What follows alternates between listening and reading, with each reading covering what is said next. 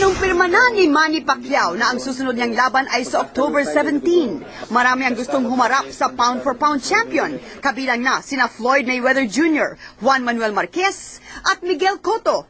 Pero sa tatlo, tila ang dating pound-for-pound champion at undefeated na si Mayweather ang gustong makaharap ni Pacman.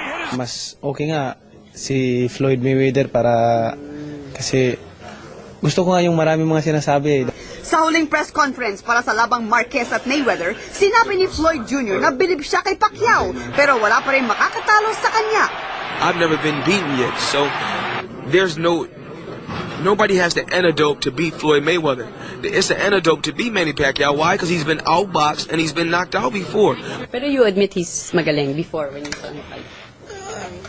He's good, but not that good.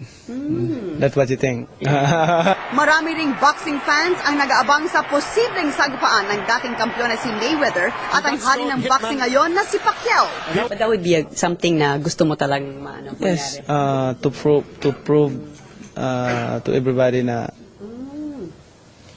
Si Pacman naman naniniwala na llamado si Mayweather kontra kay Marquez. walang kasiguraduhan yan, pero ang advantage is nasa kanya. He's faster also, but he don't want to get hit, you know. He's, Umiiwas. I mean, yung tapang pag-usapan natin. Habang walang laban si Manny, busy siya sa mga meeting. Noong isang araw lang, nakipagpulong siya sa Prime Minister ng Thailand na si Abhisit Wewajiva. Bilib na bilib sa kanya ang Thai Prime Minister. Sa Hunyo naman, nakatakdang panoorin ni Manny ang laban ni Cotto at pati na rin ang bakbakan ni Mayweather at Marquez sa Hulyo. Diane Castillejo, Patrol ng Pilipino.